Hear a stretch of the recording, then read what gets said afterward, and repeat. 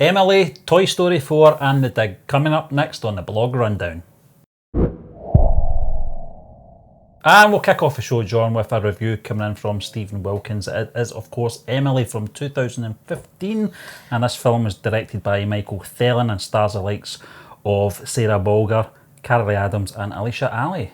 Yeah, Stephen, this is obviously a horror movie, I believe, first and foremost. Yes. It's a horror thriller, and it's got my anticipatory juices whetted to perhaps go and see it, purely because of the review, first and foremost, and also the Rotten Tomatoes rating of 88%, and that has got me thinking, wow, this might be pretty damn tasty. I think there was a comment as well on the actual blog, or perhaps on Twitter, saying that somebody had seen it and they really enjoyed it as well. Yeah. It's about this babysitter, I believe, the couple go off and celebrate their anniversary, and they get a babysitter to come in and look after the 3 children.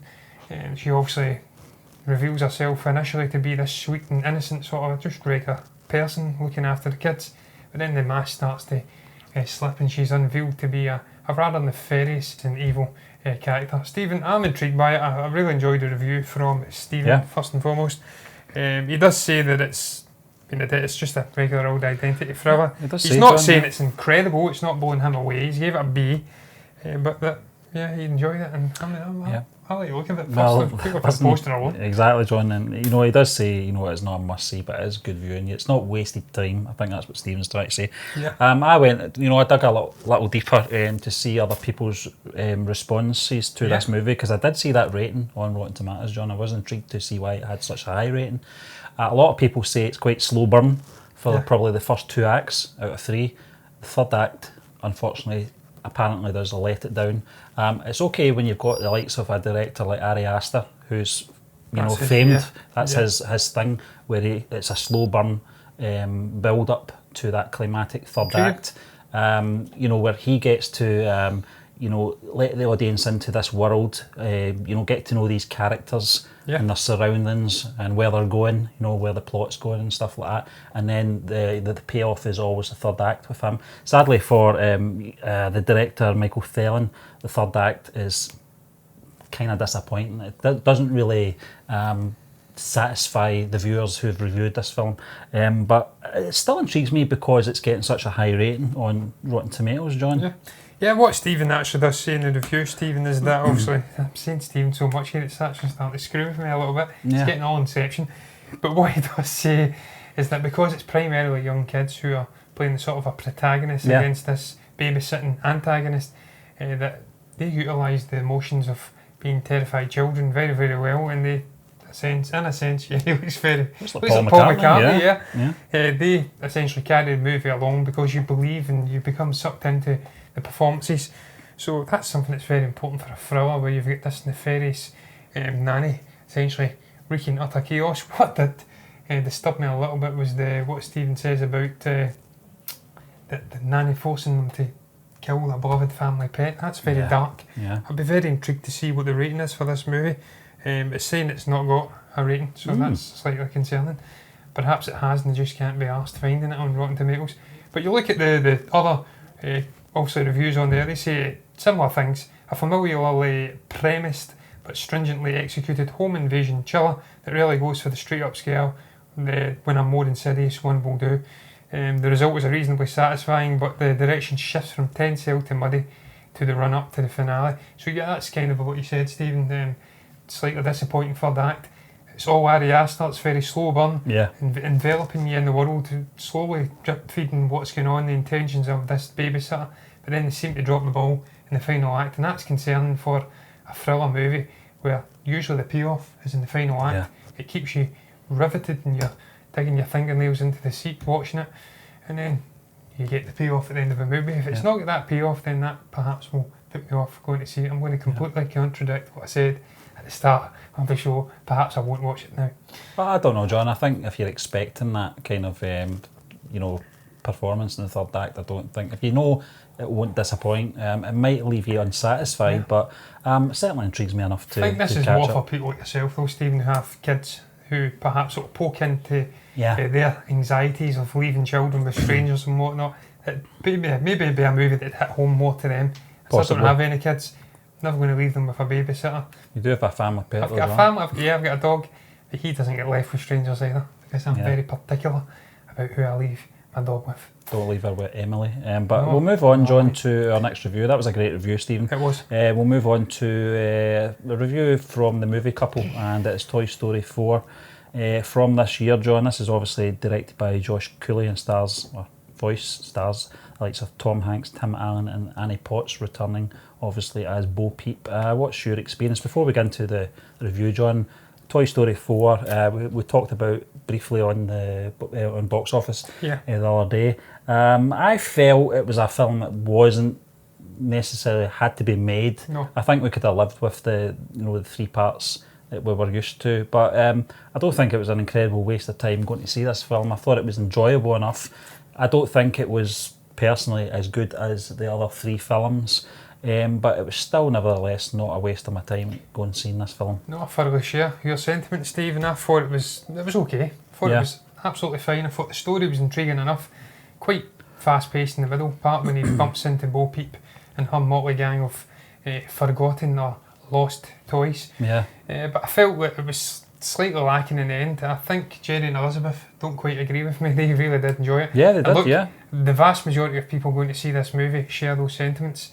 There's been a lot of emotions running out of people that have been coming out, and a lot of people think it's the best in the franchise, so it's all subjective art at the end of the day. But I felt like it was just slightly lacking that little bit of specialness which I felt was prevalent, certainly in Toy Story 3 and in the first 2. I felt like they could have left it a trilogy. I didn't see the need for this movie. I was excited for it nonetheless because it's Disney Pixar and you're getting to meet Woody and obviously Buzz and the gang and whatnot, Slinky Dog, Bo Peep again. And the new characters as well. And the new characters. What I will say though, I completely agree with what they've said in the main, and they've actually opened my eyes up, Stephen, to certain elements perhaps which I've maybe overlooked in my overloading sense of disappointment as I was watching this movie at certain parts in the story. Certainly Mrs. Movie couple, I should say, if I can speak, get my teeth in, I'll put them in just now. Elizabeth says that it's essentially like a seasonal movie, where it shows you how things change over the time, or over your lifespan, your role in life perhaps changes, and that's certainly the case for Woody in this movie. He's become accustomed to having a kid, 2 kids, always been the favourite and the most used and played with toy, to perhaps being discarded as time goes on, feeling left out, and then his role in this hierarchy changes. He then bumps into Bo Peep. She introduces him to a whole new way of life, this exciting, spontaneous way of living, perhaps off the rails, not needing a kid. You can go and find multiple children, live your own independent life. And then that she's right what she says, that obviously it utilises this seasonal sort of aspect of life in general. She's right as well, and that both of them are right in what they say, that it's kind of a parenting movie as well. It's like a lesson for parents, but Woody goes off and parents Forky, just with the fact you have to keep your eyes on them all the time. Again, I don't have children, but I do have a dog, and he's the same. I always want to get into things he shouldn't be getting into, and I have to keep my eyes open and be very vigilant at all times. But all in all, Stephen, I agree with a lot of the sentiments of the review. Another beautifully written review. I love the way they, almost off the cuff, as if they're having a conversation in the car. It's certainly what we would do after we watch a movie. The way they utilise that and write it, it's very intriguing, it's very unique. It's certainly something I could never really do. I always wanted to get above my station. Listen, John, I picked up something Elizabeth said, with her thoughts on Gabby's Henchman, the toy dummies. Very creepy. Well, my daughter, who's 6, she actually nails it further down as well, that this film is probably best aged at age 5 and up. My daughter's 6.5, so she felt that bit was a little bit frightening for her. It's I quite can dark understand that, but they've always had those elements of darkness in them, from Toy Story 3 with that one-eyed doll, if you remember. That was a right creepy thing. But it was a tragic figure as well. So I kind of I do agree with Elizabeth in that sense that there is some elements to this film that if kids maybe 6 or under might just find some of the scenes a little bit frightening, And they're right as well, Stephen, about, and what you touched upon as well about it being a tragic figure, that one-eyed doll. It's the same with Gabby in this movie. She's a classic grey, not quite black and white antagonist. You can understand. Toy Thanos, Toy Thanos, absolutely bang on. You can understand her reasonings for why she's doing what she does. We have a great moment towards the end where she shares a sort of embracing moment with Woody. It's like a passing of a baton. That was quite a neat moment. There was moments, Stephen, which hit the old emotional heartstrings. Yeah, obviously, the ending between, I don't want to give it away, but between two protagonists and General, obviously Woody and another one, I'll not give the other name away, but that was a gut punch. Perhaps this will be the last time we'll see these characters together. And that was difficult to watch. Obviously, growing up seeing these through my childhood, now I'm an adult. But all in all, I was slightly disappointed by it. I don't know why. I says it time and again. Perhaps I need to go back and watch it. I have only seen it once. Give it another chance. Maybe that will open up my eyes to certain things I've perhaps missed or glazed over, as I did say in my ever foreboding disappointment in watching it. But it was great. New characters as well. We have to get into them before we move on. Duke Kaboom. Yeah. Well, just before we do, John, but just adding your sentiments there. All good things have to come to an end at some point. They do.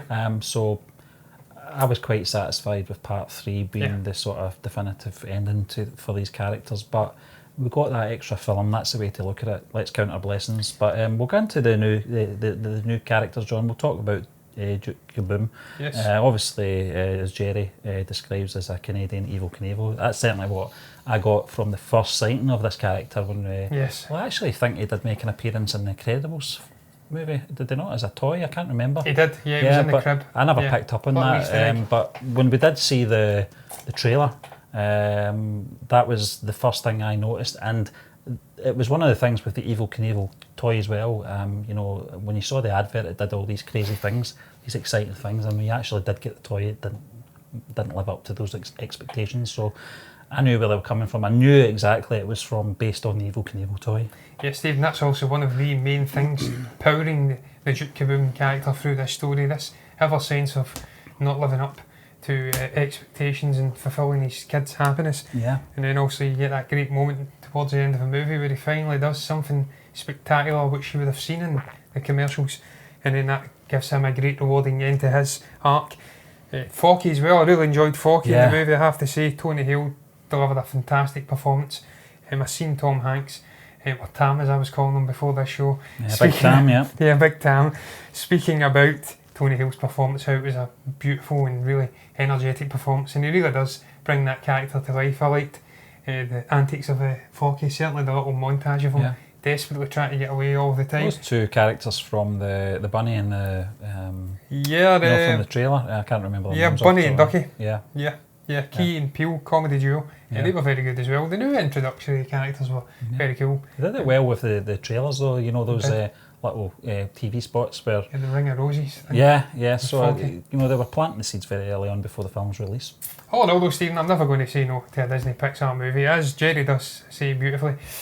Not the most complicated or sort of thematically challenging movie. It's not an Inside Out, I think it's called. I've never have watched that one. I have to go and watch it. Maybe I'm talking utter nonsense when I say Inside Out, but it's not like that, or even a Toy Story 3 where there's some really deep undercurrent sort of themes being explored. They do explore themes. Talk crap. Disney Pixar, they always explore deep themes for the adults, and you've got the superficial goodness for the kids. I'm having an absolute mare. I'm so warm. It's so warm here in Scotland. It's ridiculously warm. Stuttering like stuttering Stanley, but Stephen, we'll move on swiftly. Yeah, we'll move on to the final review this week. This comes in from Philip Henry, and it is the film The Dig from 2018, John. This is directed by Andy Tohill and Ryan Tohill, I assume, who are brothers.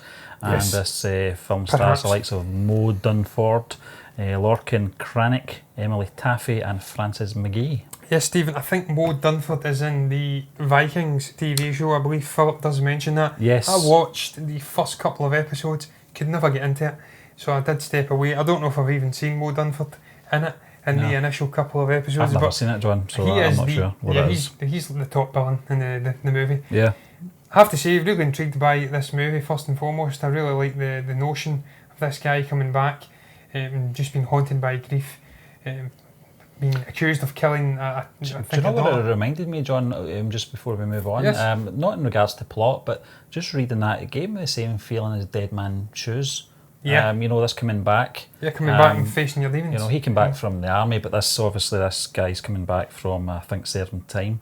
But as you said, it's all about you know, facing up to your demons and stuff like that. So obviously that's the kind of feeling I got from this. Yeah, and being burdened with guilt. Yeah. And I liked what he says, Philip, about the fact that first time you see this character, I think it's Sean, his name is, perhaps, without looking down at the review again. I'm trying to find the review. It's moved massively away past where it should be on my iPad.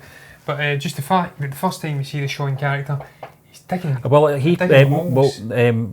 Dunford plays Ronan, John. I think Sean McKenna is the other guy, the chap that's digging the holes. So the first time you see him digging the holes, you just see him randomly out doing this weird act, and you're like, what's going on?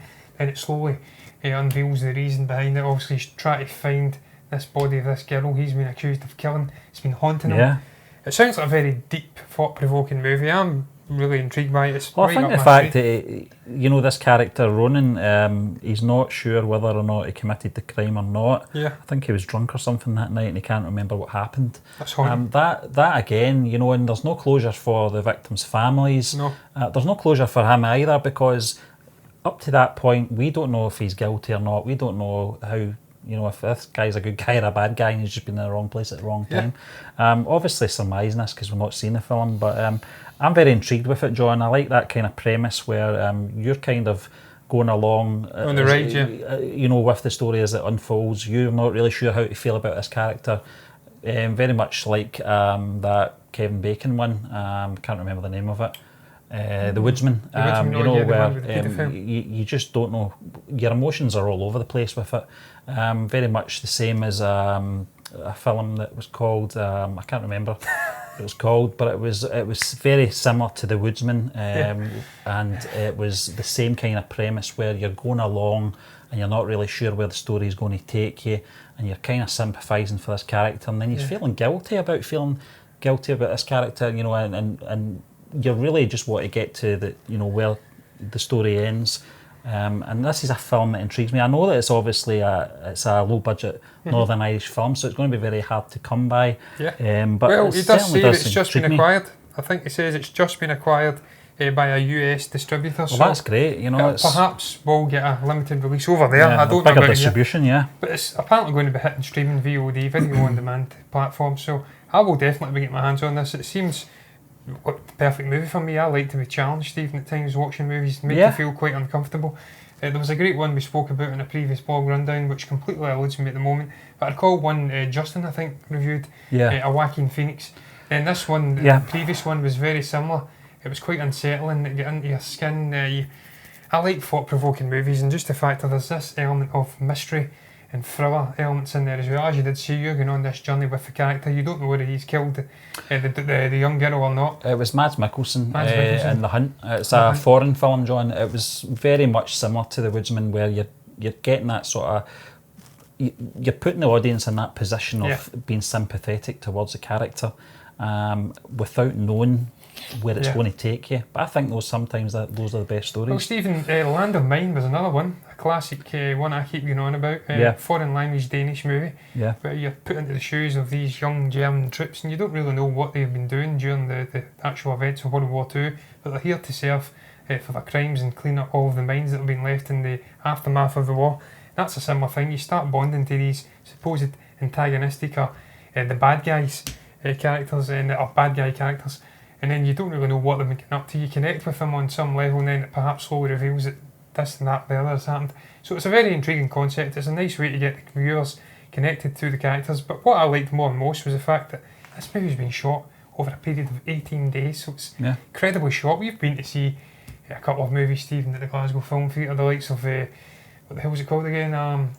Boys in the Woods. Boys in the Woods, because I want to keep saying Boys in the Hood. Boys in the Woods, and that was a similar low budget movie, and you don't need to have a massive budget to make a success of a movie. I've not laughed so much in a long time since I've seen that movie. So it's no hindrance to me to go and watch it despite having a low budget. I really enjoyed the review, incidentally, and I really do like a good murder mystery movie, and I've enjoyed some of the other movies that Philip's reviewed as well. I think he'd done the one about the Belfast Zoo. That was a very intriguing little film as well, so I'll hopefully get my hands on this. Yeah, fingers crossed, John, and good luck to the Tohill brothers as well. Hopefully we'll be seeing more from them as well. But listen, That brings us to the end of this week's blog rundown. We'd just like to thank you once again for joining us, and we will be back again tomorrow with the Force Friday show.